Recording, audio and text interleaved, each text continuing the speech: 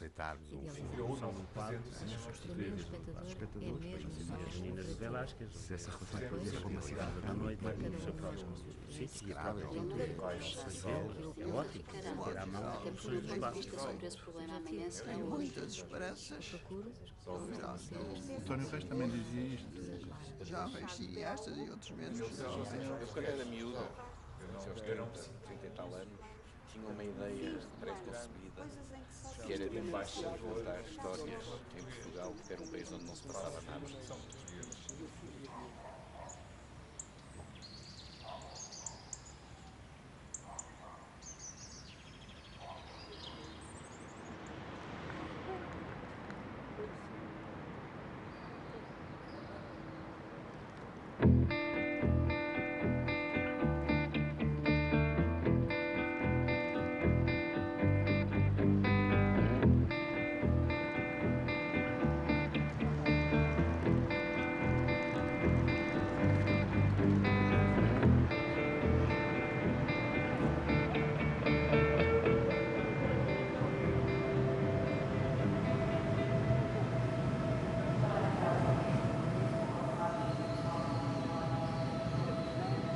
A primeira sessão pública de cinema aconteceu em Paris a 28 de dezembro de 1895.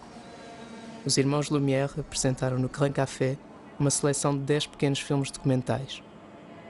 Esta sessão, que foi a primeira projeção pública paga, ficou para sempre ligada ao início da história do cinema.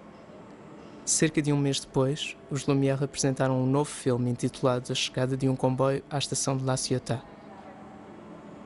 Ao longo de mais de 100 anos, o cinema foi desafiado a adaptar-se a constantes evoluções tecnológicas e a resistir à invenção de outros meios que poderiam ter ditado o seu fim. Para mim, o espectador em cinema é uma espécie de medida ergonómica. Assim como para um arquiteto, o utente da casa é uma espécie de medida universal. Quando o arquiteto desenha um compartimento com o pé direito alto, ele está a introduzir uma variante. Uma variante que sabe que vai surpreender esta unidade. Porque há um teto que é calculado medianamente. Em cinema, o espectador é para mim uma espécie de medida, de unidade de medida, de leitura do filme. Eu depois posso introduzir variantes. Mas todos nós temos, de alguma maneira, o mesmo aparelho oftalmico, o mesmo sistema nervoso central. E, portanto, há uma espécie de leitura, base, que serve uma estrutura e que, quanto a mim, deve ser universal. Ou seja, acho que é possível variar e introduzir variantes num filme, infinitas quase, desde que haja precisamente uma estrutura baseada numa unidade ergonómica mais ou menos universal. Caso contrário, acho que se podem estar a construir objetos que são ruinosos.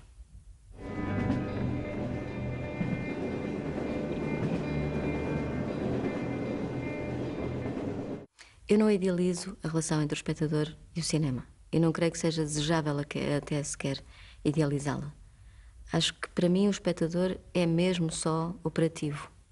Depois, aquilo que cada um de nós, com a sua experiência, com a sua bagagem, lê, daquilo que eu pus à disposição, é inteiramente subjetivo e livre.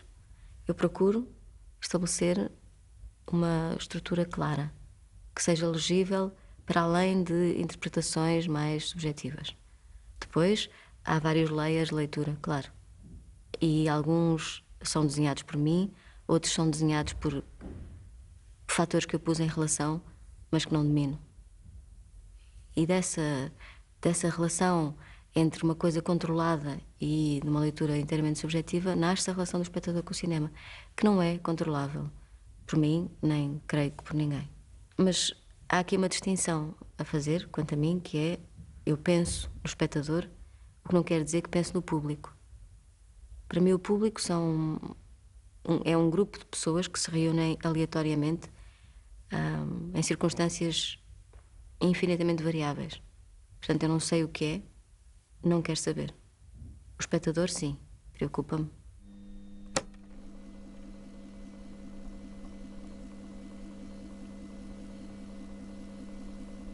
A A ideia de sincronizar som e imagem data do período do cinema mudo, com os acompanhamentos musicais e narrações ao vivo. Quando, em 1927, surge finalmente a possibilidade de dar voz às personagens, inicia-se uma revolução que implica profundas alterações técnicas e humanas na produção cinematográfica. No entanto, o tipo de relação que o cinema mudo tinha já estabelecido com o espectador não desaparece por completo. O cinema não perde a sua identidade, integra o som síncrono.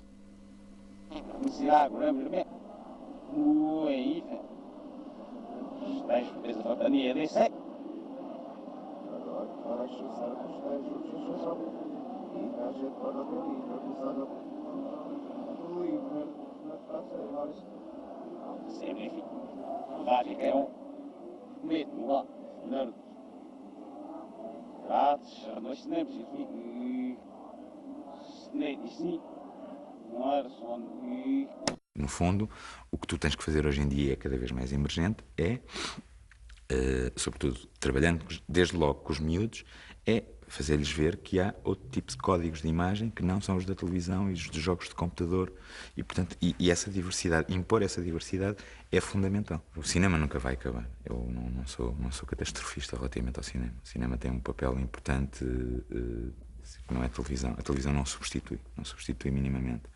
Agora, o que eu acho é que tem que se criar, por educação, mas tem que se criar e tentar criar um gosto e o prazer de ver um filme em grande ecrã. Aliás, o cinema é feito para ser visto em grande ecrã. Portanto, um dos grandes problemas do cinema português, e ao mesmo tempo é a sua força como cinema, é que ainda não se conseguiu adaptar esta lógica de, não, o filme vai ser mais visto em pequeno ecrã e em pequeno formato do que propriamente em grande ecrã. Portanto, quando tens um plano geral cheio de detalhe no cinema, em que estás a ver numa tela, isso vai-se perder completamente depois quando aquilo passa para formato de televisão, não é? Portanto, quer dizer, é isso, o cinema tem que resistir.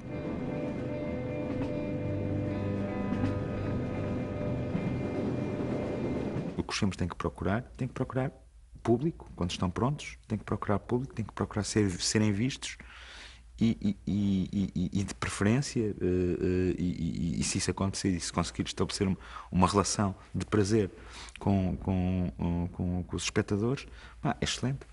Se essa relação de prazer for massificada, magnífico. Ou seja, se toda a gente gostar, maravilhoso. Se metade das pessoas gostarem, maravilhoso. Mas também se fizer muita diferença, ainda que é um número reduzido de pessoas, ainda é bom assim.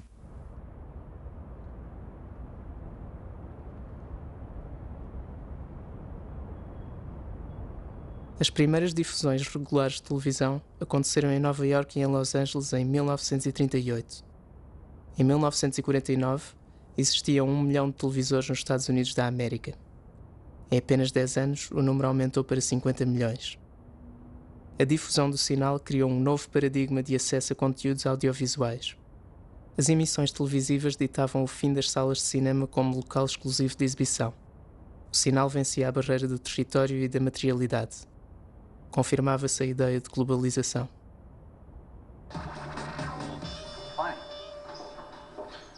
At some point in your life, you're going to have to deal with law enforcement. Hi, Ed. I was just about to drop ど by っ your かに house. 行っちゃうの？りーちゃん言ってたよ。りょうさんのおかげで新しい船に変えそうだって。 Just quickly move it around. ずっとりょうさんに Okay, quite 手伝って gently. もらえないかな。 And then get a really nice nut colour onto our pie. Неправильному зберіганні відбуваються процеси псування.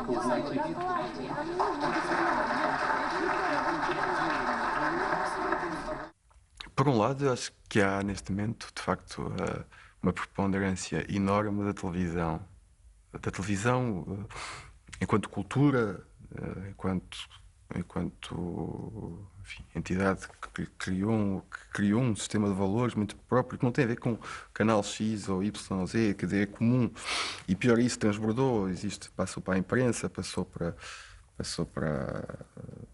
as rádios e passou fatalmente também para a maneira como as pessoas veem cinema. Portanto, a televisão é o reino do formato, não é? Todas as conversas na televisão são sobre formatos. As televisões, os canais compram formatos. É sempre uma questão de uma certa rigidez e de uma certa decodificação e de, sobretudo, não haver surpresas, não é? As pessoas têm que reconhecer.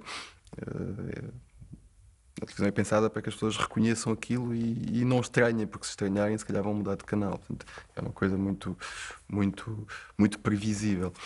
E aplica-se um bocadinho essa lógica aos filmes, quer dizer, quer que eles sejam previsíveis, quer que eles correspondam a uma ideia prévia do que é que deve ser um filme. Não é? E, portanto, isso rejeita tudo, ou a maior parte do que não funciona nesses termos, nessa maneira de ver.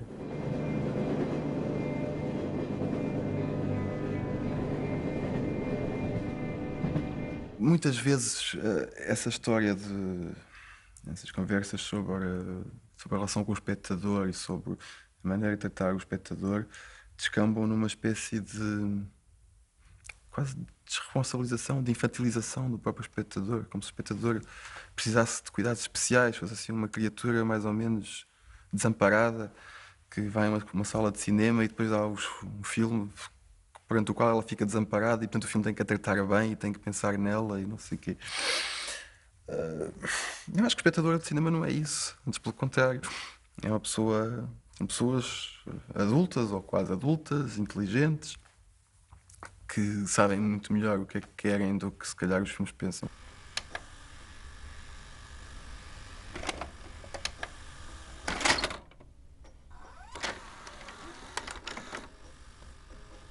Com uma televisão na sala de cada lar, surge no mercado o formato VHS, Video Home System, trazido pela JVC em 1976. A popularização deste formato de vídeo torna possível a reprodução e distribuição em massa de filmes, que antes podiam apenas ser vistos em sala ou em emissões televisivas. Torna-se também possível gravar a partir da televisão ou de outras gravações, e começam a surgir clubes de vídeo.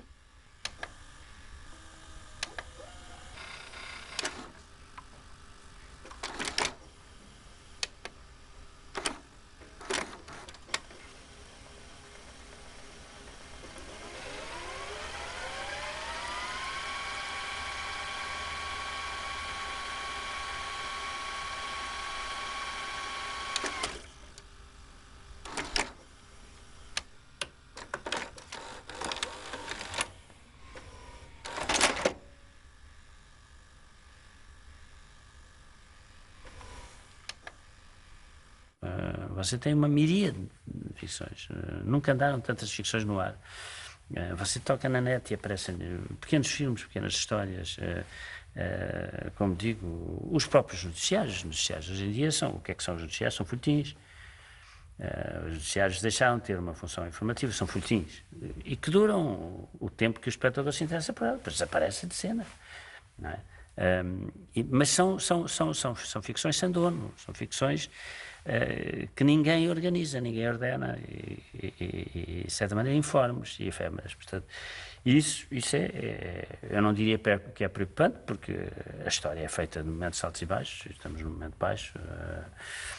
Esperemos que é exatamente o meu mundo é a ficção e a minha preocupação é a ficção e neste momento é o futuro da ficção. De onde é que, se é que alguma vez irá ressurgir na Europa essa grande ficção que fez a nossa história, que fez o que nós somos. Quer dizer, como lhe digo, é desde o Homero até o Jean Fort.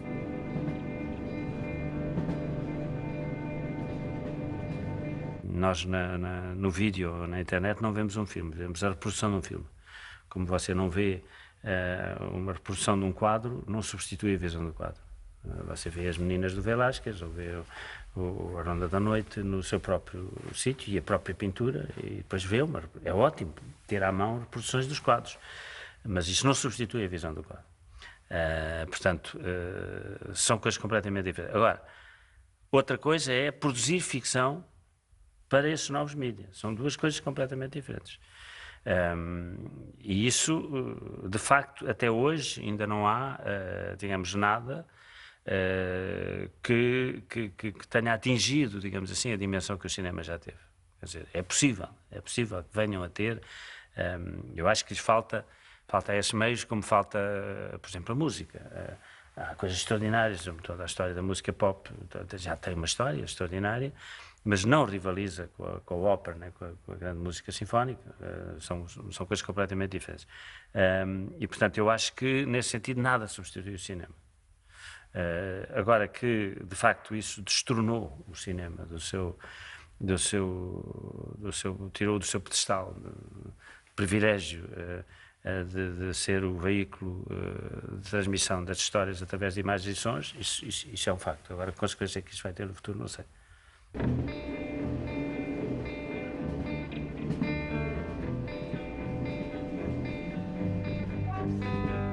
A história do cinema, tal como a história da humanidade, faz-se de uma permanente adaptação e reinvenção perante a mudança.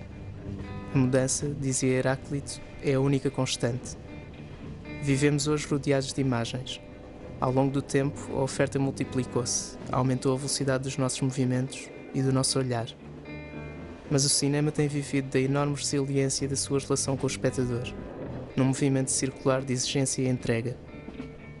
Para pensar essa relação, talvez se possa concluir hoje que o cinema existe e sempre existiu na diversidade, e que poderá estar na sua natureza mais profunda a incapacidade de se submeter a qualquer ideia exclusiva ou dominante.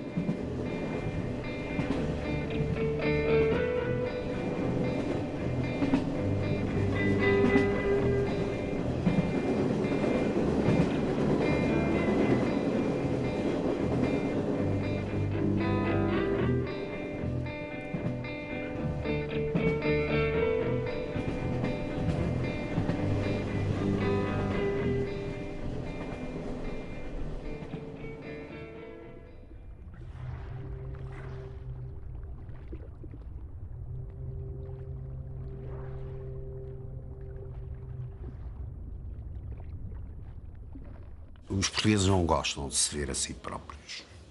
Portanto, têm dificuldade em enfrentar os espelhos. Portanto, é mais fácil nós aceitarmos um filme de outro país que reflete outra realidade, por muito execrável até que possa ser, ou horrível, mas nós não gostamos de nos ver, nós próprios. A história de Portugal. Pronto, e grandes heróis, grandes batalhas, ganhava-se sempre, ou praticamente, grandes conquistadores, grandes descobertas, etc. Portanto, há aí um lado fantástico, quase, de grandeza, mas a realidade não é bem essa. Então, sendo tão grandes, como é que agora não vemos nada disso? E se calhar envergonhamos um bocado, porque porra, não estou a perceber-me a mim próprio. Olhai bem. Olhai bem. Há uma coisa que eu penso muitas vezes, o cinema é uma arte imperial. O cinema começa a ser interessante em Portugal, que é sobretudo a partir do início dos anos 60, mesmo que tenha havido algumas coisas esporádicas anteriores, é num momento de grande desânimo em que o Império está a ir-se embora. É simultâneo com a Guerra Colonial, o cinema português que reaparece, 61. Ou seja, essa vontade de convencer, que é inata ao cinema, essa vontade de congregar uma vontade popular, não existe no cinema português interessante. Existiu, talvez, na propaganda fascista. Se não fosse só a bola e os carros ou os submarinos e os portugueses quisessem, por exemplo, ouvir uma entrevista feita pelo Manuel Mozos em 1995 ou 96 ao João Bernardo da Costa, em que ele falava de pintura para falar de cinema, para falar de nós. Por exemplo, aquele filme curiosíssimo que é O Esplendor Selvagem, feito, como todos os discos, em Angola, 70 ou 71, e em que nunca se fala da guerra. Quer dizer, é como se não houvesse guerra em Angola. Este não dito é colossal, não podia ser, nenhum censor estaria suficientemente distraído para dizer, então, mas este homem não aproveitou este diálogo, este momento, para meter o chavão patriótico de Portugal, Dominha Timor, Angola é nossa, a mensagem de tantos outros filmes. E esse não dito fica em todo o filme de uma maneira que é extremamente insólita. isto não poderia acontecer em nenhum filme de um país numa idêntica situação política.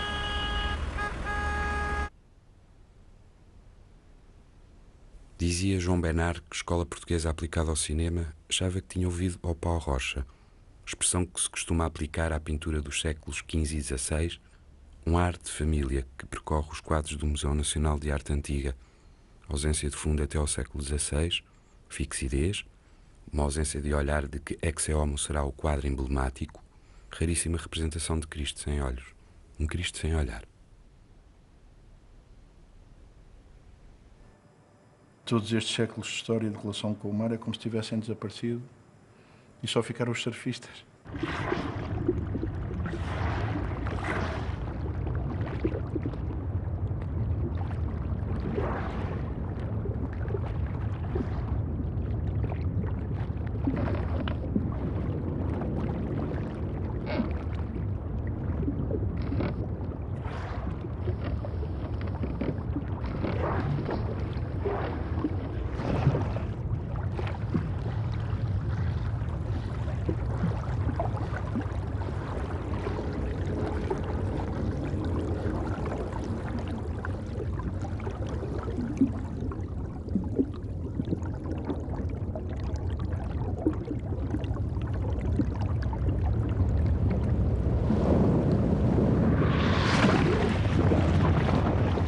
A questão é quando é que vem a onda, quando é que eu estou pronto para fazer a onda. A onda é boa. Será que vem uma onda melhor e eu vou gastar-me nesta? E é como se eu, enquanto os ia filmando, fosse aprendendo também a filmar, fosse aprendendo os métodos deles de filmar, as suas surfadas, para eu também poder surfar os meus planos.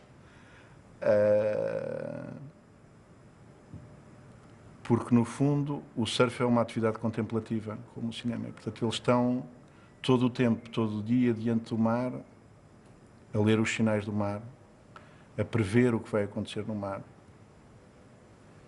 E, quer estejam a surfar, quer não estejam a surfar, estão sempre a visualizar interiormente o que vão fazer na surfada.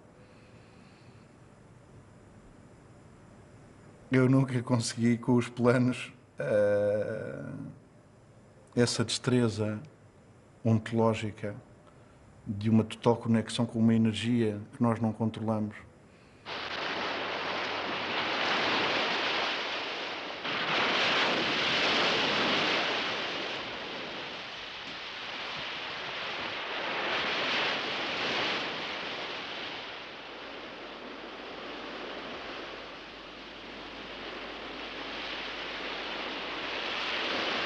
Parece que anda com fome. Acaba por tomar conta do que foi dele, por chegar à estrada. O que tem feito à praia? Esta noite foram mais duas. Cala-te. Às vezes, eu muitas vezes calo-me, estou a dizer coisas às outras pessoas e depois eu calo. Lá estás tu, Paulo, a vigarizar toda a gente. No fundo, toda a minha vida, ao fazer filmes, é tentar contar uma história e depois a casa e a roupa e o ator e a música e tudo torna isto falso. É a tentativa de eu não me enganar a mim mesmo. Tentar dar um bocadinho de ordem ao que eu vejo. Às vezes, com sorte, alguns dos meus filmes acabam por parecer verdade.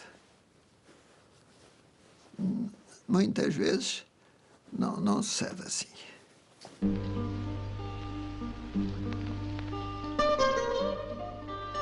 Eu, quando comecei a estudar na escola de cinema, passava a vida a descobrir aqueles decors que havia. Havia casas, eu subia as escadas e nos jardins e via a paisagem da cidade.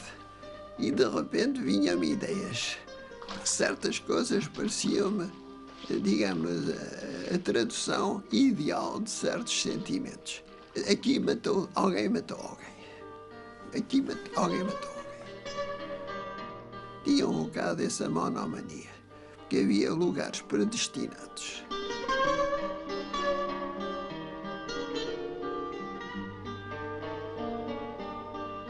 Eu conheci-o por causa de um dos filmes que fiz, o realizador da velha guarda, portanto, um antigo assistente do Bruno do Canto e do Leitão de Barros, chamado Fernando Garcia, que fez 4 longas e fez muitos filmes, documentários institucionais, etc. E ele dizia que desde que se começa a imaginar um filme até tê-lo concluído é sempre a descer. E eu realmente achei muito, e a maneira como ele o expressou foi muito interessante e para mim muito bonito. Porque, pronto, eu julgo que a grande maioria dos realizadores imaginam um projeto, um filme, e realmente a cada fase vai perdendo qualquer coisa. Parece que o Miguel Ângelo, quando acabou de pintar o teto da Capela Sistina, aqueles anos e anos e anos virado para cima, tinta a cair em cima dos olhos, ele naquela concentração brutal, a dormir, a pensar, a fazer os esquemas, os desenhos, a pintar, e faz o teto da Capela Sistina, não é? O filme mais extraordinário. E um dia acaba e olha para baixo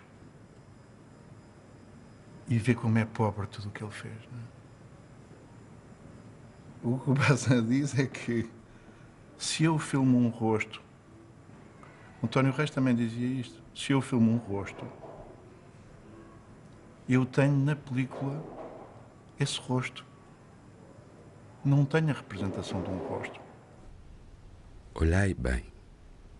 Repete-se várias vezes no filme que Manuel de Oliveira fez sobre os painéis de São Vicente.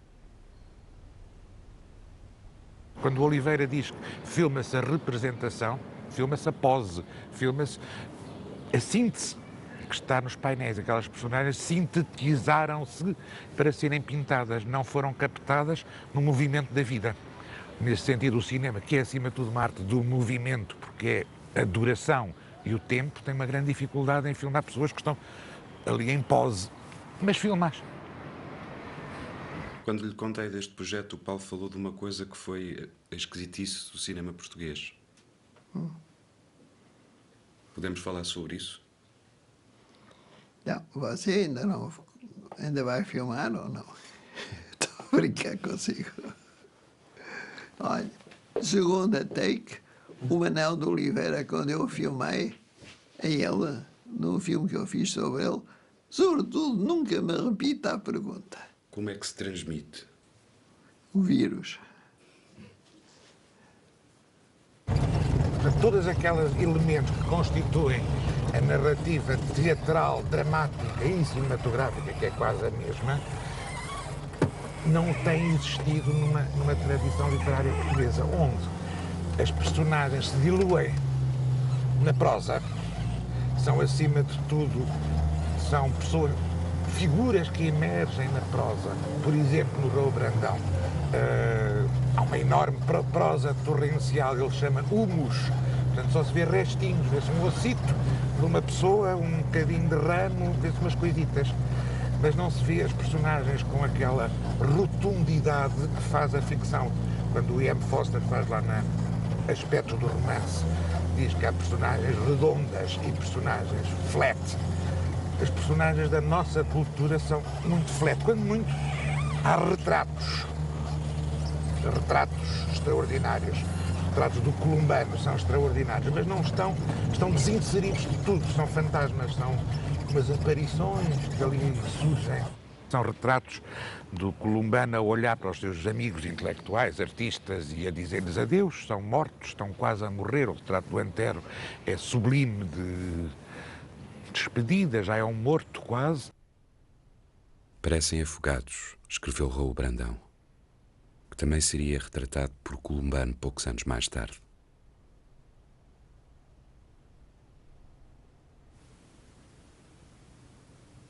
Oh Senhora Santa Bárbara, la la la la la la la,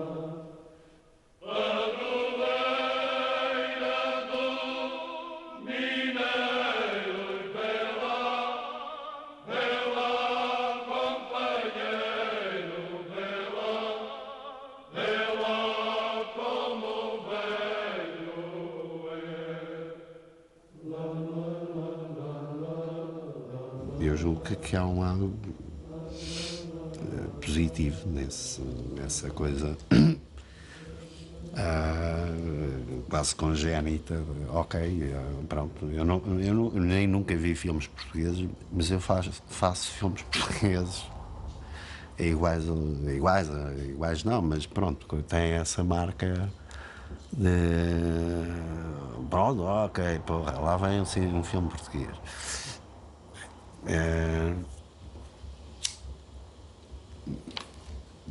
Se calhar está nos genes de quem vive aqui, um bocado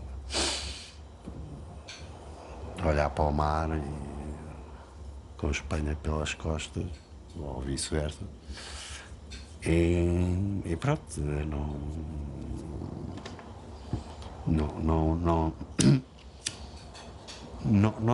não tem que ser por um conhecimento, realmente.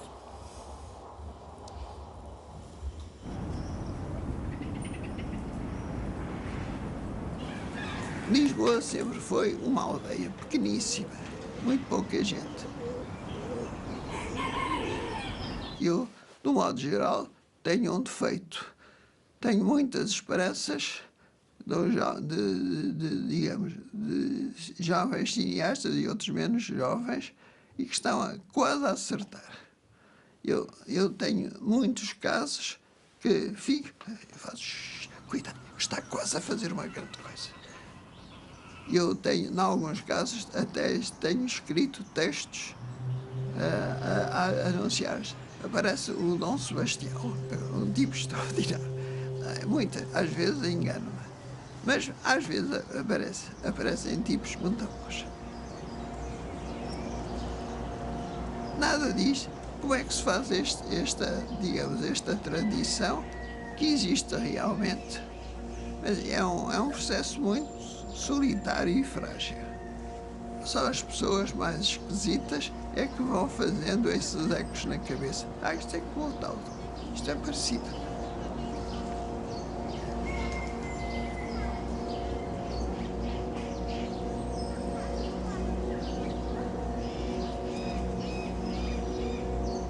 Noutros casos, a coisa esteve quase certa.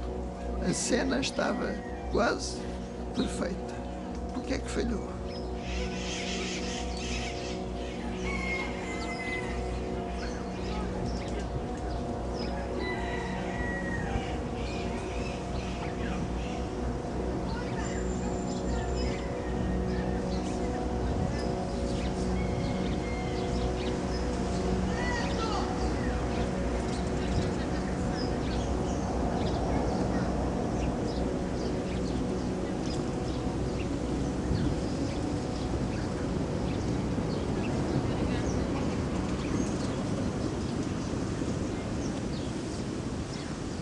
De certeza de que daqui a 20 anos haverá uma nova Isabel ou de qualquer uma reencarnação.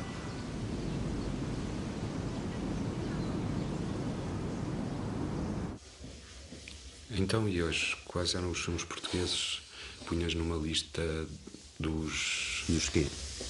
Dos 50? Melhores do mundo? Ainda nenhum. Dos 100? Ainda não. Mas eu não atualizo a lista há muito tempo. Posso dizer quais seriam os candidatos, que é mais fácil e pronto. Não por ordem, vou dizer um bocado aleatoriamente, e se calhar vou esquecer alguns.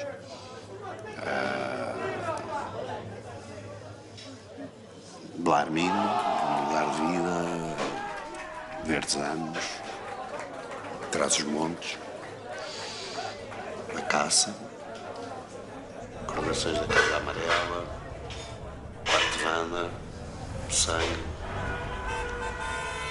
Veredas, Faroleiros,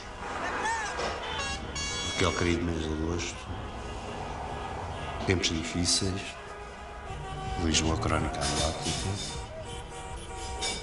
O Bobo. Não, acho. É a lista dos 1000? Sim, dos 1000 talvez.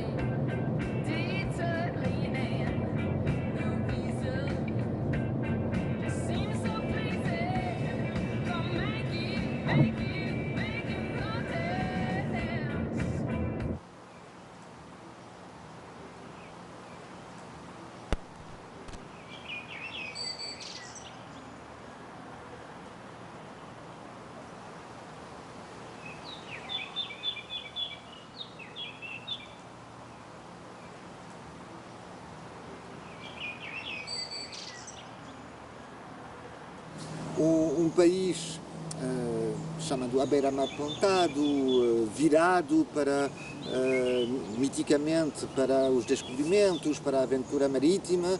O seu cinema, pouquíssimas vezes, acho que talvez haja uma ou duas exceções, mas se virou para o mar, e todo para o interior, e descobrimos, mas não tínhamos essa ideia de antemão, descobrimos que todos os outros filmes o rio surgia como uma fronteira, como uma espécie de obstáculo, uma barreira para atravessar, e era um indício de um país fechado. As montanhas do interior eram também indício de fronteira. Bom, por isso a paisagem tratada pelo cinema português apontava para a ideia de fecho. Nesse episódio nós procurámos focar, fizemos questão de focar que no cinema português, que é tido como muito palavroso, fala-se pouco. Fala-se muito mais no cinema francês do que no cinema americano que no cinema português. O que acontece é que cada palavra que se diz é muito mais pesada e muito mais densa, e os silêncios são pedradas no charco. Portanto, as pessoas têm a sensação de que a palavra ocupa, o espaço da palavra é muito grande, mas não quer dizer que haja muitas palavras. Eu vejo filmes como Alice, como Odette.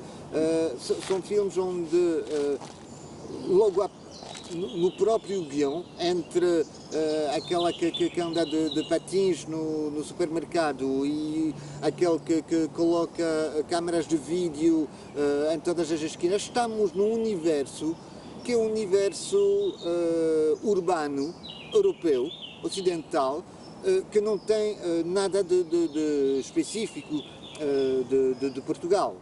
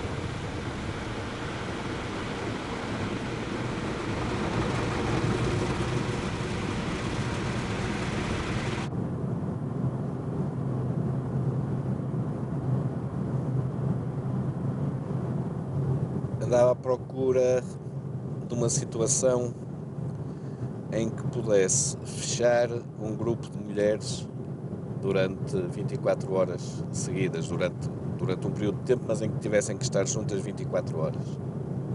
De repente lembrei-me de uma excursão. Num dia à noite lembrei-me de uma excursão. E no dia seguinte de manhã surgiu o óbvio, não é excursão nenhuma, é uma peregrinação a Fátima a pé. O que depois as coisas foram-se juntando e acabou por tudo se ligar muito bem, porque uma peregrinação a Fátima a pé é quase que o paradigma da Portugalidade, porque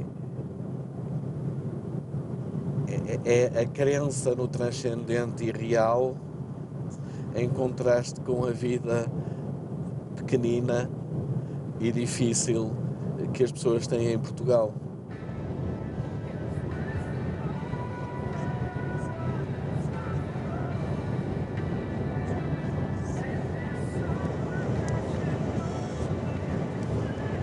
Também tem.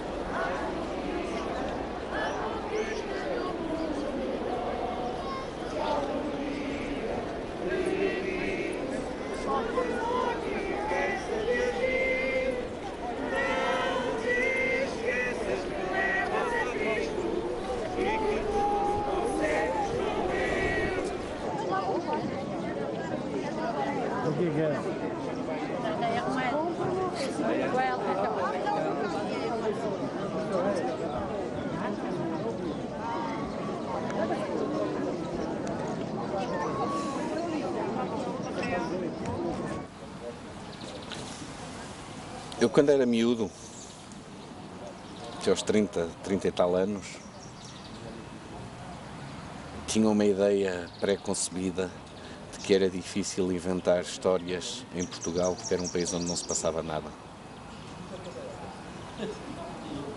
Eu desconfio que muitos dos filmes portugueses vivem virados para o interior dos personagens. E já o Aristóteles dizia que o que define um personagem são os seus atos, são as suas ações. E muitos dos filmes portugueses vivem do que se passa dentro da cabeça dos personagens e não das suas ações. E por isso parece-me que, embora a coisa tenha melhorado muito nos últimos 20 anos, muitíssimo, parece-me que o cinema português, que os filmes portugueses vivem muito realidades abstratas e não mostram muito a realidade concreta. E na realidade concreta de Portugal passam-se imensas coisas, quanto mais não seja a desgraça da mentalidade.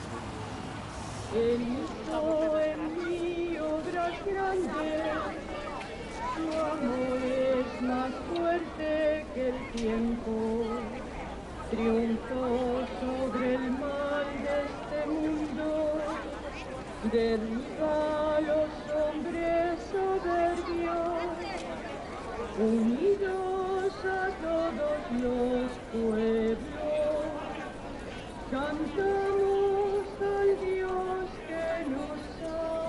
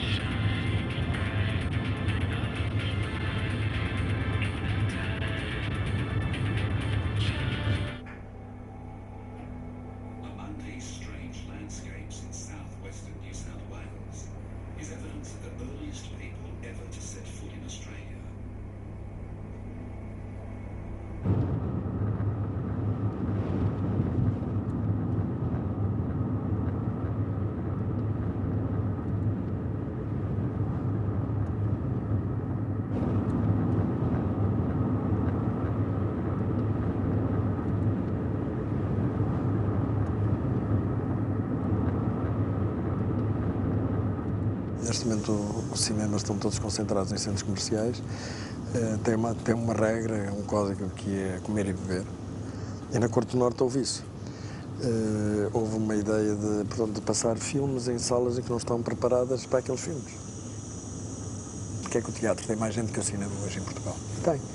Quer dizer, porque não há uma certa dignidade em relação àqueles filmes, nem as salas, não sei o quê. Portanto, lembrei-me da ideia de haver uma data de cine-teatro espalhados neste país, onde foram gastos milhões de euros, que esqueceram-se de equipar para cinema. São só teatros. Passam música, passam stand-up comedy, passam não sei o quê, mas não, e há uma data de salas maravilhosas, entre os 50 e 70 salas neste país, que são do outro mundo e que estavam afastadas do cinema como um espetáculo digno. Portanto, depois fiz um circuito. Evidente, fiz 10 mil quilómetros em 2 meses, mas valeu a pena.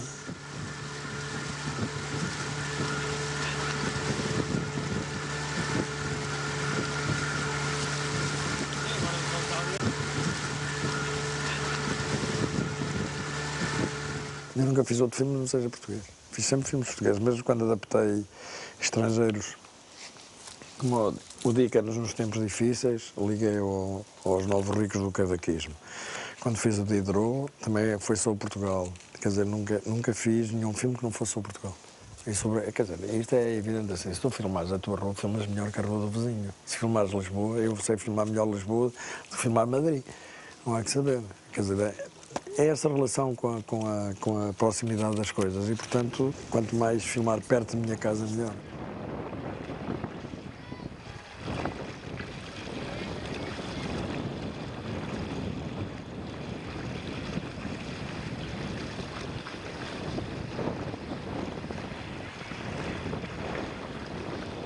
vezes há essa ideia do cinema nacional ser uma data de premissas que tem a ver com a composição, com a luz, com o tempo, com não sei o quê, e com a poesia que nos marca.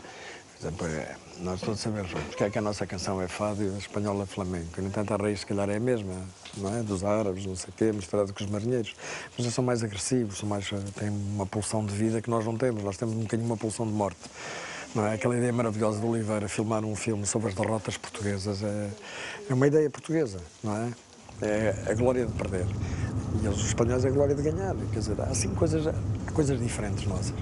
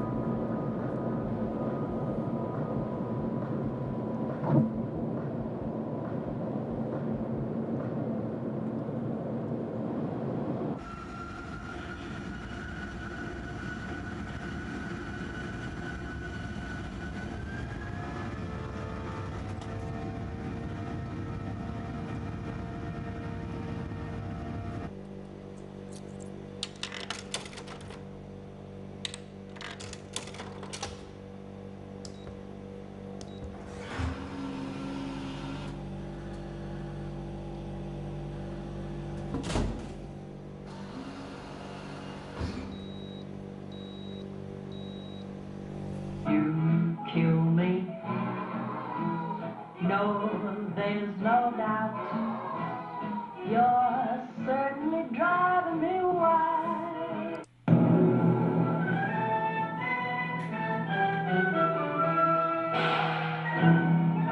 Into this hotbed of espionage, intrigue, and murder, 3 people take refuge. 你不知道我这个爸爸还，他跟我最后一句话。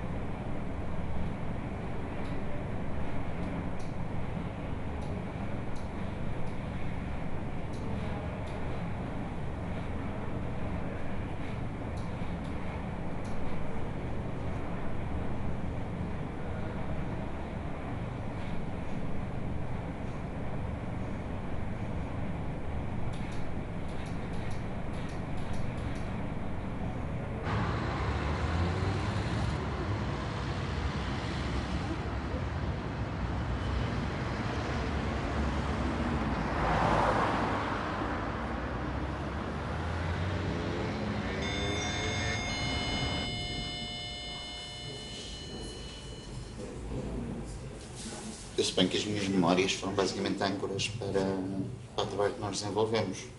Nós partimos de localizações geográficas muito específicas em Macau. Foram sítios que eu recordava e que tinha memórias muito vivas. E a partir daí começámos a construir toda uma, eu ia dizer uma ficção, embora isto seja um documentário, mas a âncora foram os sítios, a minha casa, assim, toda uma série de sítios que... Faziam parte da tua vida geográfica, onde por onde tu circulavas, era uma espécie de percurso, era regressar a esse percurso. Isso é um ponto de partida. E depois a seguir, redescobrir Macau, do ponto de vista é redescobrir Macau. Agora, até que ponto é que as nossas memórias são memórias reais ou são memórias ficcionais?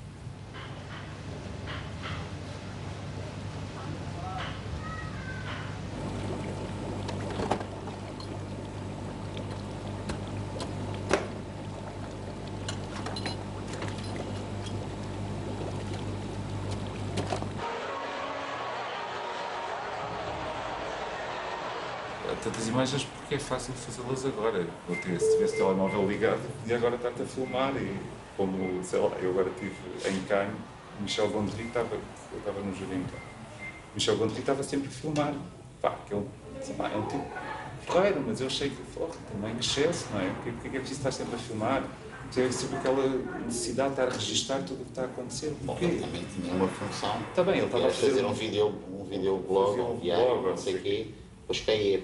Está bem, mas eu fico... Mas há estas pessoas sempre com a obsessão de terem sempre uma câmara, sempre a filmar.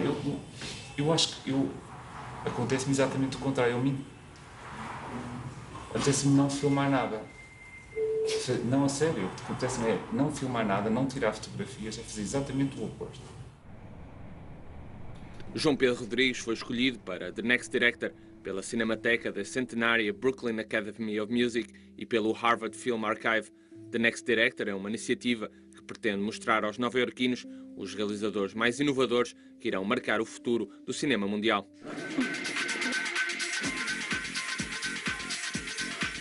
Rencontre avec João Pedro Rodrigues, réalisateur de Au Fantasma et Odette. Il présente aujourd'hui Mourir comme un homme, l'histoire d'un travesti vieillissant.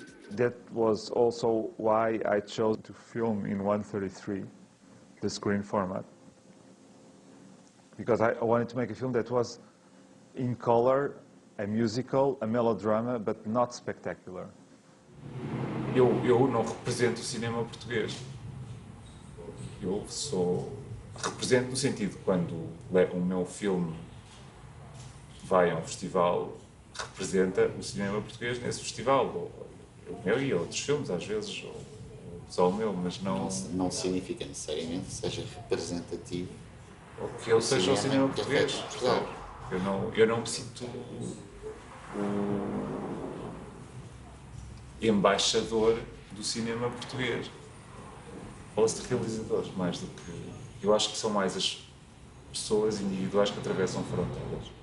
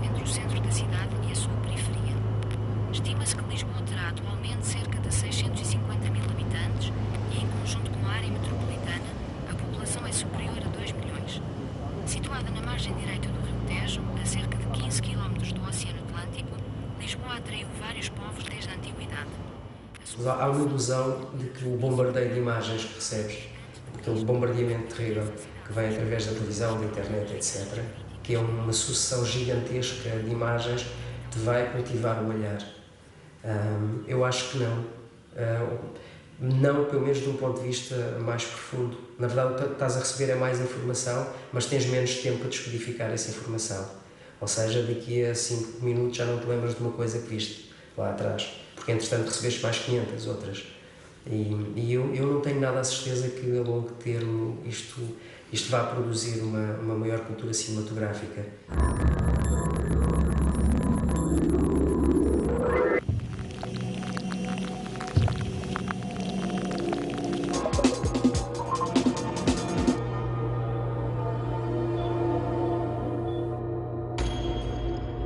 Toque Lisboa 2009, de 15 a 25 de outubro. Culturgest Cinemas Londres e São Jorge. Em outubro, o mundo inteiro cabe em Lisboa.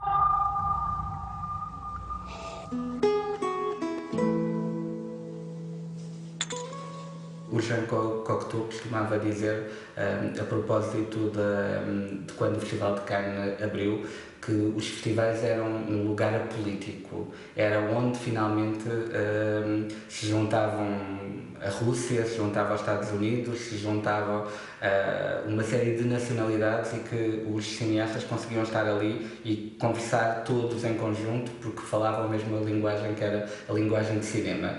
Esta ideia já não é tão assim, porque as fronteiras também mudaram e tudo isso, mas para mim continua a ser esse lugar onde na realidade pessoas de diferentes nacionalidades continuam a encontrar, onde vão encontrar e beber ainda tendências uns dos outros, aprender em conjunto uns com os outros, e é um bocadinho isso que eu acho que, agora até só para concluir o cinema português, eu acho que há muito mais abertura do cinema português desde que há vários festivais em Portugal que trazem muitos filmes diferentes do que havia há uns anos atrás em que se copiava um bocadinho muito o que era um certo modelo de cinema português.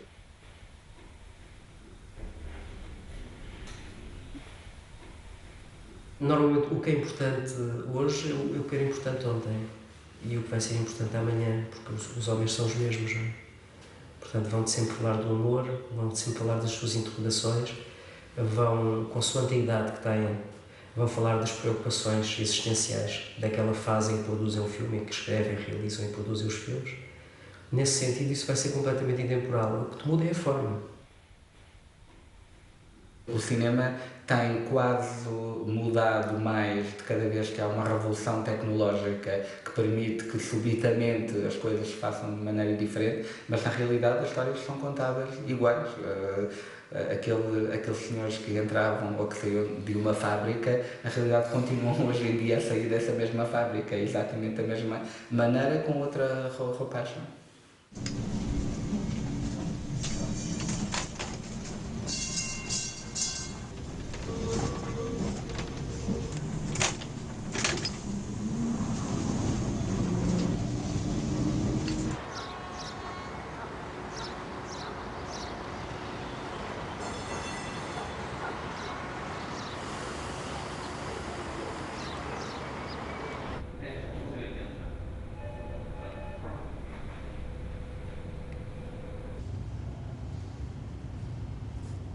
O Traces of a Dyer nasce do meu interesse pelo photobook e pelas narrativas contidas nos photobooks, como uma forma invulgar e pouco estudada de contar uma história, de uma forma extremamente contemporânea. Ou seja, para alguns fotógrafos, e eu sou colecionador de photobooks, o photobook é o mídia final de exposição do seu trabalho, é a sua forma de expressão, muito mais do que a fotografia individual e muito menos ainda das exposições, principalmente quando falamos de fotógrafos japoneses.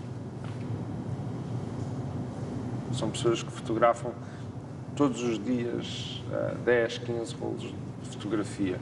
Portanto, há ali um lado que é quase como escrever todos os dias, há um lado diarístico, e portanto há um lado compulsivo de fotografar. O photobook é o mistério, é o erotismo que está contido, no sentido do que não é mostrado, do que não é visto, não é?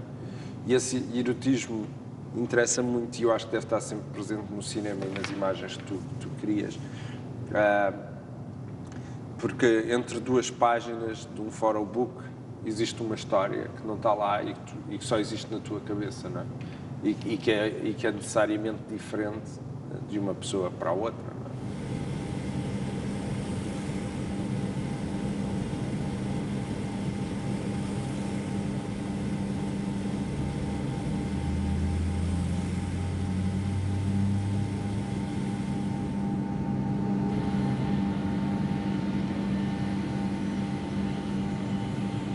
fazer filmes é igual em todo o mundo, é coisa, deve ser como a música. Chegas, uma equipa qualquer de chinesa ou indiana, ou a hierarquia é a mesma, as coisas funcionam da mesma maneira. Só que a escala é totalmente diferente, não é?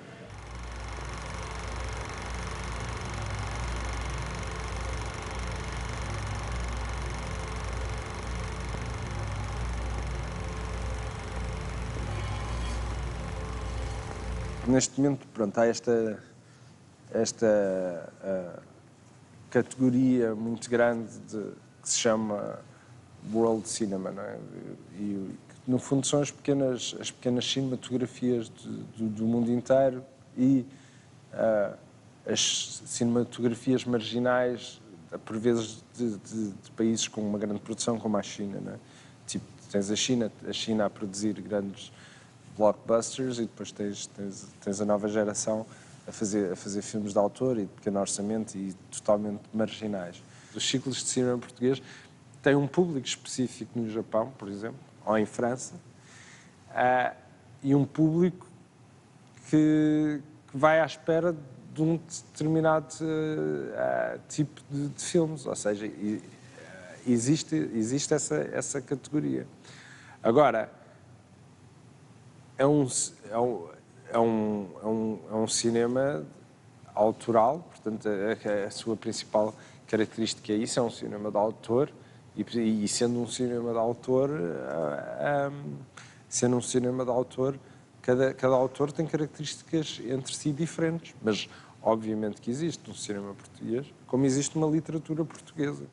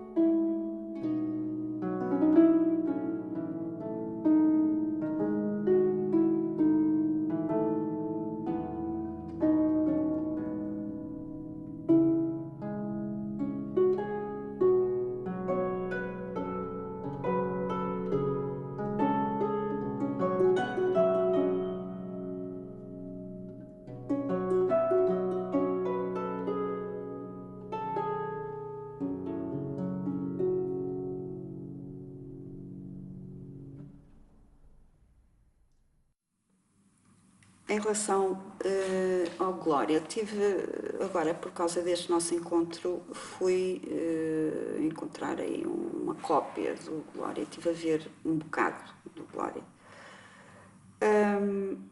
E fiquei com 2 ou 3 impressões muito claras. A primeira impressão é que aquilo, portanto, o Glória, aquele filme, trata, acho que se pode dizer isto, não é? Portanto, há ali assim uma geografia afetiva, não é? Assim uma coisa, uma geografia afetiva por onde as pessoas se movem, depois trata da beleza do desaparecimento, qualquer coisa assim desse género. Isto foi o que uma das coisas que pensei, uma espécie de gosto e de achar belo uma coisa a desaparecer. Ali há imensos planos, fins de planos, coisas em que só se intervê qualquer coisa que acaba logo a sair. Portanto, não há nada que se instale, e aí vem essa questão da retórica, não há nada que se instale, mas há coisas sempre a desaparecer. Provavelmente essa é uma das dificuldades que depois aparece para se conseguir interpretar alguma coisa relacionada com a história. Eu acho que aquilo tem, não é? Aquilo tem uma narrativa que eu identifico em pontos até assim bastante nítidos, mas depois o que há lá são pedaços da história a desaparecer, pedaços da história a desaparecer.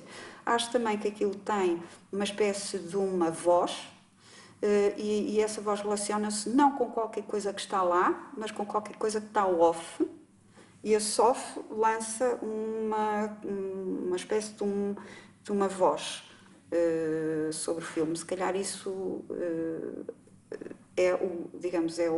e constitui uma espécie de todo. Essa voz é assim uma espécie de todo no filme. E perguntei-me, assim, com muita angústia, digamos assim, perguntei-me porque é que as coisas não estão lá de pleno direito, não é? É como se as coisas não tivessem possibilidade de estar lá instaladas, as coisas estão realmente sempre a sair. E então encontrei esta hipótese, que é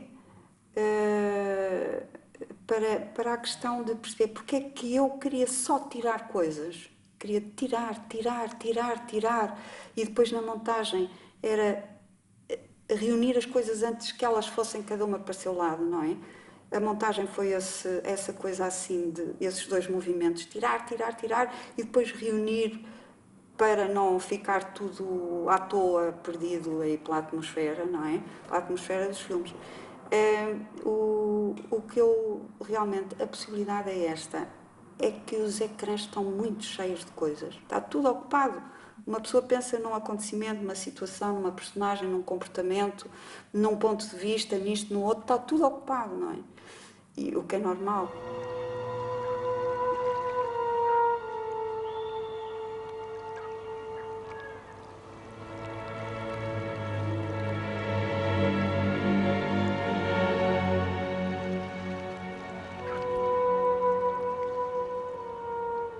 Do Glória, que é uma coisa em que se filma, em que se escolhe filmar os efeitos e não as causas, não é? E isso baralha muito quem vê e está habituado a mas o que é que se passa, o que é que aconteceu e não sei o quê, é filmar os efeitos. E há a propósito disso, uma ideia do Bresson, uma coisa que ele conta, não é uma ideia, uma pequena situação em que ele está no parque, ele descreve, estava num parque e vê vir um rapaz,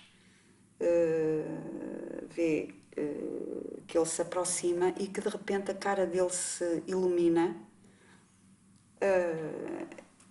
e ultrapassa-o, não é? E já nas costas dele, Bresson, quando o Bresson olha para trás, vê que ele ia ao encontro de uma rapariga com uma criança, etc. E a reflexão que o Bresson faz é esta: se eu tivesse visto a causa daquela transformação e a transfiguração do olhar, ou a causa da mudança naquela cara antes, portanto, a minha percepção da transformação era muito diferente, não é?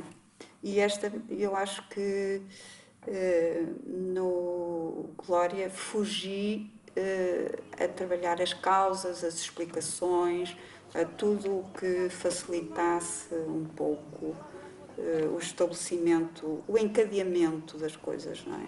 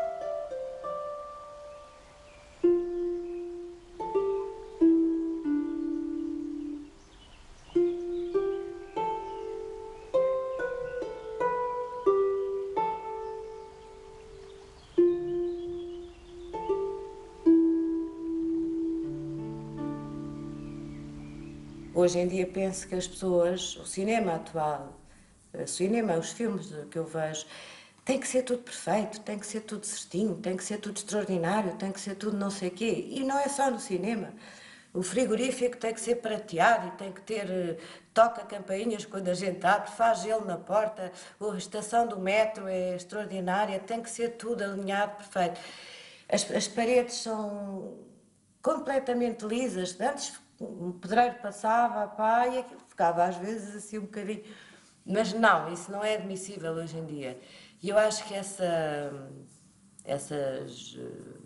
rudezas, essas coisas que são naturais, e sobretudo quando se filma com meios um bocado manuais, e, enfim, já ninguém consegue aceitar, ou aceita difícil. Se de repente alguma coisa desfocou um bocadinho, pronto, é para o lixo. E se a gente for ver os filmes, sei lá, olha o Hitchcock, o Anar Capricórnio, aquilo, a câmara que anda ali de um lado para o outro, é cada cabeçada, quem é que se importa, quem é que repara? Não é isso que sai do filme, percebe o que eu quero dizer? Não é isso que fica do filme. Eu não nasci à porta das coisas como a geração nova, portanto, o que é que eu quero dizer? Eu não nasci, olha, a poder ver mil coisas na internet, mil exposições, mil coisas que acontecem. Portanto, há nós vivemos hoje num mundo em que o imaginário é muito difícil. O imaginário é muito difícil, porque é um mundo bombardeado de imagens. Portanto, aquela ideia que a gente tinha que uma imagem era quando em quando, e vá-se lá saber o que é, e ficávamos... Não é possível. E eu própria sinto isso, não é? Porque há imensas coisas fabulosas que nos passam pela frente. Portanto, é uma coisa riquíssima, mas que eu às vezes sinto-me um bocado dispersa. Agora, o que eu admiro é como é que uma pessoa que nasce no meio disto tudo, com mil ecrãs por todo lado, por cima e por baixo, mais sons, mais músicas, e são muitas coisas, porque hoje nós conseguimos ter acesso a tudo o que se passa no mundo, aos músicos da Índia, da Inglaterra, daquilo, vamos ouvir tudo e mais alguma coisa do passado, do presente, e ter estar no meio disto tudo e ter a capacidade de se ter uma concentração e de propor uma coisa sua é extraordinário. Eu também vejo imensas coisas hoje e uso essas coisas todas. Talvez não com a mesma destreza, talvez não com a mesma frequência, porque não tenho o hábito, não nasci assim. Mas entendo que há uma coisa diferente, percebe? E às vezes aparecem coisas muito giras e lá está. Quando aparece uma coisa boa, é independente disso. É independente de ser antigo, ou velho, ou novo, ou futuro, ou passado.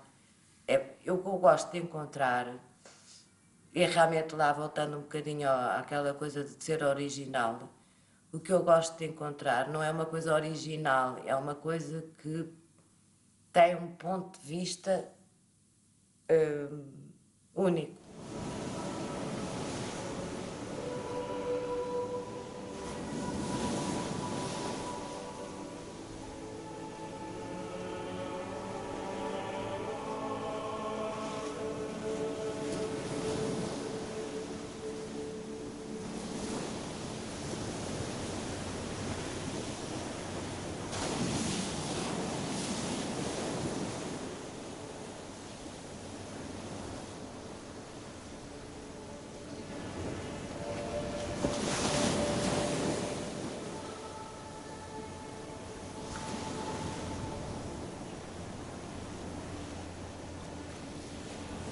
Mais je ne me souvenais plus du baiser.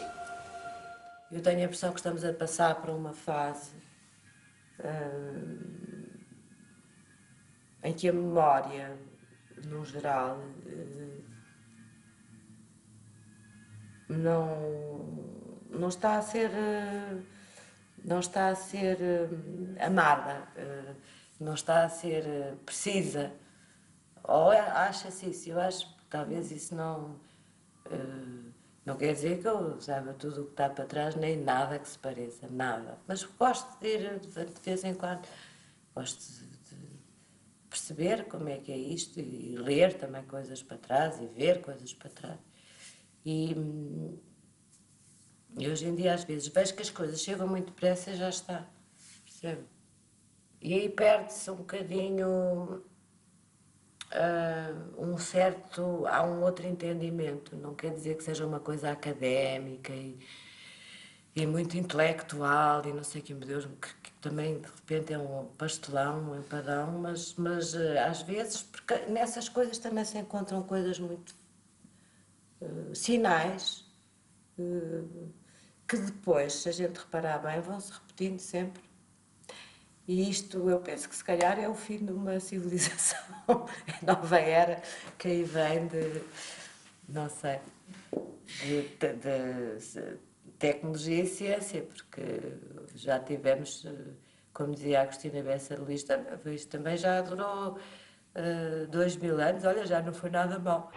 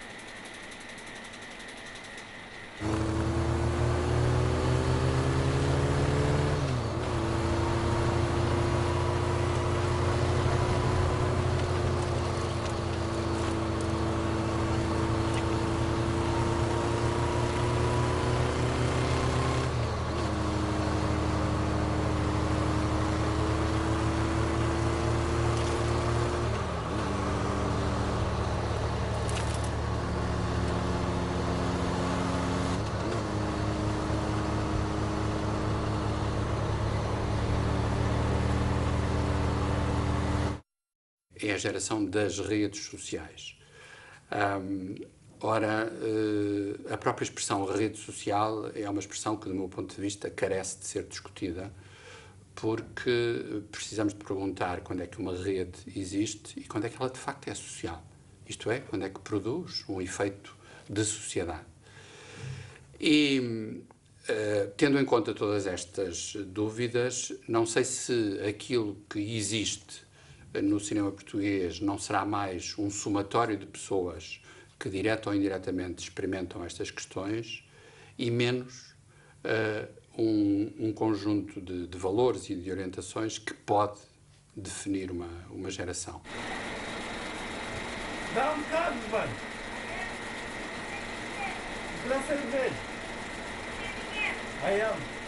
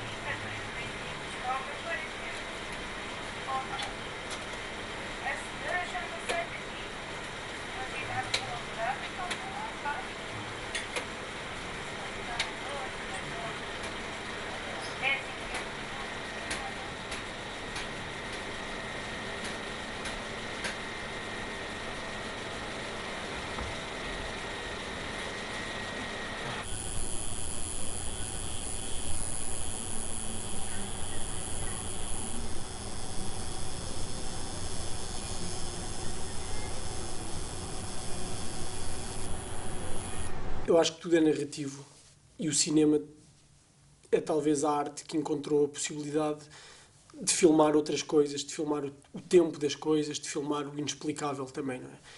E, portanto, eu acho que um filme, sei lá, eu vi agora o filme do Apichatpong, o Uncle Bonamy, e tive uma espécie de deleite com esse filme que foi de outra ordem que não narrativa. Ou seja, a experiência de estar numa sala a ver florestas tropicais com o som dos grilos e uns espíritos que deambulam por ali, para mim foi mais do que suficiente. Mas também me entusiasma ver um filme do John Ford, não é? Com o mesmo tipo de euforia.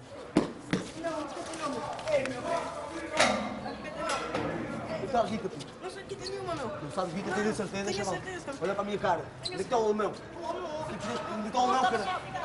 Tens a certeza? Tenho certeza absoluta. Tens certeza, puto?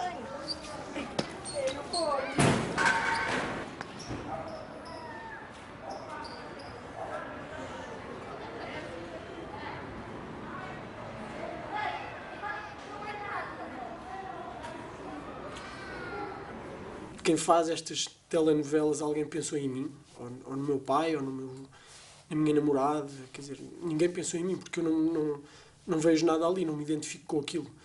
E, portanto, quer dizer, a televisão devíamos tomar conta dela e transformá-la em qualquer coisa melhor, mas é muito difícil, não é? Portanto, cada vez mais eu acho que o cinema tem que ser esse lugar de resistência contra a banalidade das ideias que são veiculadas pela televisão.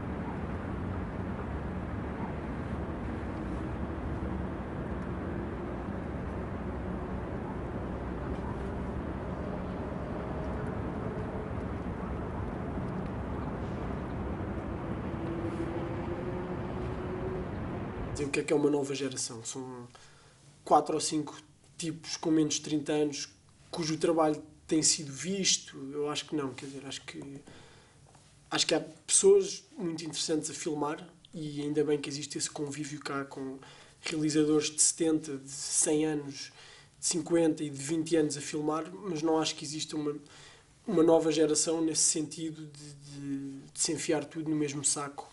Porque acho que, quer dizer, eu não encontro assim tantas relações entre mim e outros realizadores da minha idade, quer dizer, e ainda bem.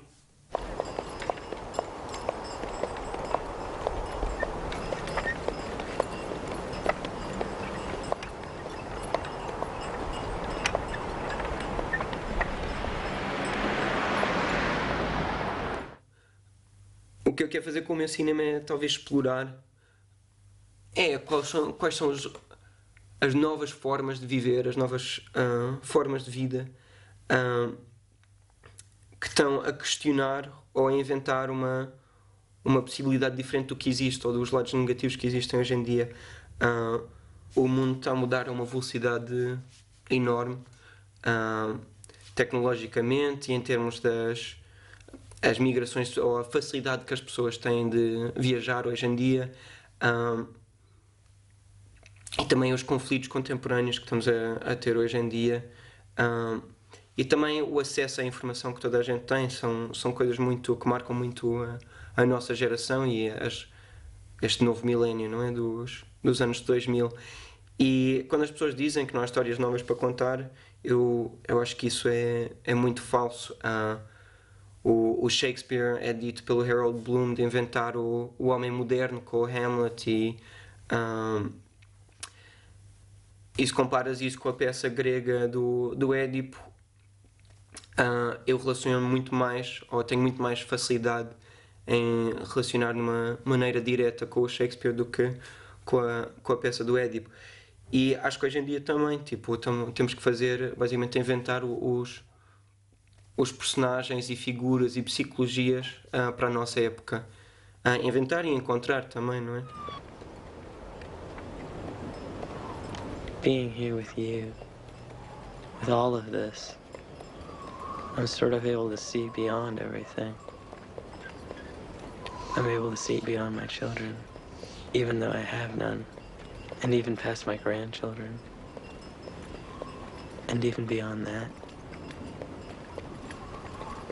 No meu trabalho, a televisão sempre influenciou bastantes aspectos, seja questões narrativas ou estéticas, e depois com que eu brinco, e sempre como uma referência à cultura popular ou cultura pop.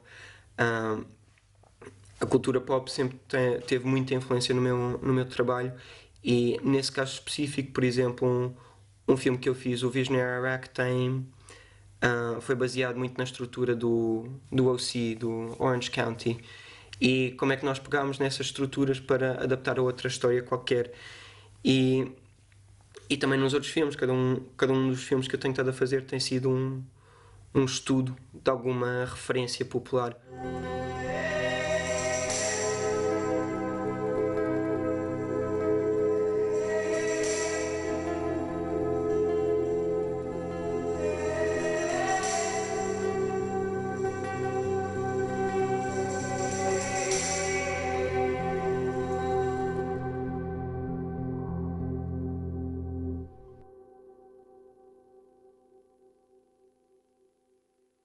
O modelo de produção português é um financiamento baixo, orçamentos baixos, neste sistema de apoio estatal a cinema que não paga por si próprio. E o que eu acho é que isso tem viabilizado desde o Manuel de Oliveira até ao Miguel Gomes ou Nicolau ou Pedro Costa, a inventar um cinema que está à procura de soluções por causa da falta de meios de produção. E acho que para a população de Portugal temos um número muito alto de cineastas que estão a fazer verdadeiramente um cinema singular.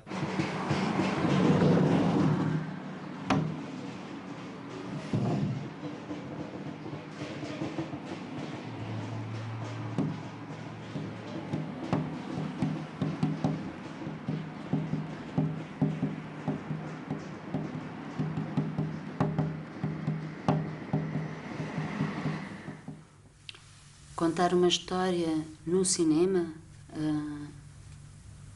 é o olhar, é a forma de filmar e não é a história em si, no meu ponto de vista.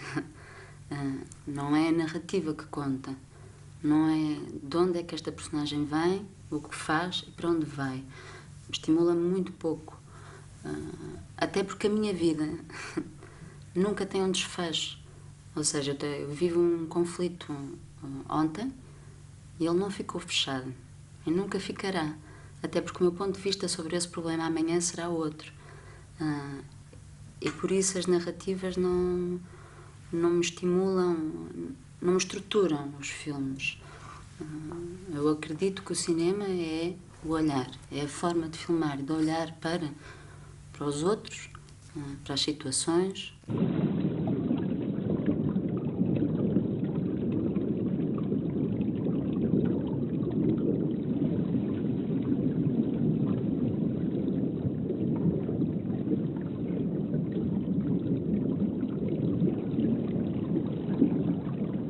Eu estou a preparar um filme agora, uma curta-metragem, que partiu de uma notícia de jornal sobre uma mulher que abandona a mãe numa bomba de gasolina. Mas é incrível, que incrível. E aquilo ecoou em coisas que eu estava a ver. A minha avó também estava muito doente e de facto pode chegar a um limite de drama em que tu tens que... Não tens que, mas que pões essa possibilidade de abandonar. Não aguento. Ninguém me ensinou a lidar com isto. E, portanto, essa notícia motivou-me imenso. Pegando nela e fazendo um argumento, chego ao fim e digo: eu não sou capaz de abandonar esta mulher. Eu tento multiplicar aquela história na minha, eu não sou capaz. Portanto, tenho que reescrever de forma a que aquela história encaixe dentro de mim. E aí está, nas minhas motivações, nas minhas experiências pessoais. Portanto, sim, sou estimulada pelo exterior, pela vida dos outros, de uma forma em que me aproprio.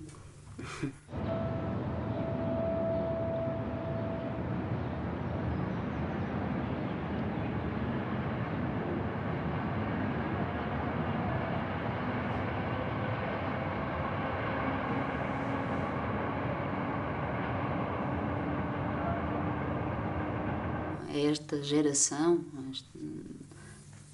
que ainda está a fazer curtas e que está para partir para uma longa, tem que passar por um processo estranhíssimo, que é fazer filmes para serem vistos em festivais e serem eleitos como o melhor filme. Esta coisa dos prémios, num país como o nosso, tem um peso. Ganhas um prémio fora, então possivelmente vais receber um subsídio da próxima vez que te candidatares. Isso é perverso, não tem assim um grande sentido e pode instalar a competitividade desde muito cedo. Eu não estudei na escola de cinema, mas vocês que aqui estudaram talvez sintam isso logo desde o início, que se estruturam as coisas para se eleger o melhor. Não existe o melhor. Um olhar não pode ser eleito como o melhor ou o pior. Um olhar é um ponto de vista. Agora, existe formalmente filmes incrivelmente bem feitos, realizadores que tu sentes que têm um conhecimento, às vezes inconsciente, do ofício do cinema muito forte. E pronto, e de facto os prémios depois são um estímulo para continuares a filmar. Mas há o reverso da medalha que pode ser muito pantanoso, do meu ponto de vista.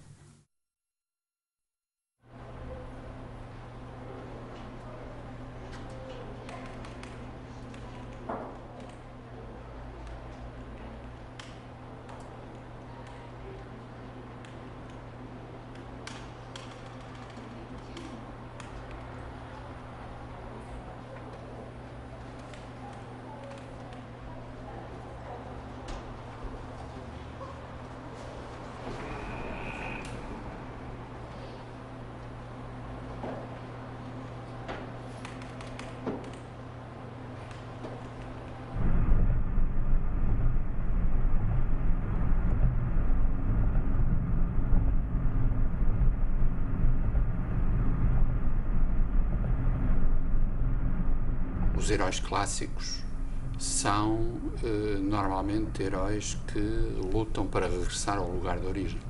Por alguma razão, porque esse lugar de origem é o que fundamenta a sua identidade. E é verdade que em muitas formas do cinema contemporâneo, nomeadamente no cinema português, há esse desencanto de uma solidão que parece já não ter lugar para ser vivida. Sobretudo, eu creio que há um tema que nos assombra a todas as gerações, a todas as idades, que é precisamente o de percebermos até que ponto a proliferação de ligações de natureza tecnológica nos empurra para uma espécie de não-lugar, onde temos dificuldade em pertencer. E se calhar também aí faz sentido revermos um pouco dos clássicos para percebermos que, de outro modo, eles também se confrontaram com essas questões e perguntarmos se aquela célebre frase, que aliás deu origem a um título de um filme do Nicholas Ray, We Can't Go Home Again, se é uma frase que vamos viver como uma espécie de maldição ou talvez como um princípio de libertação.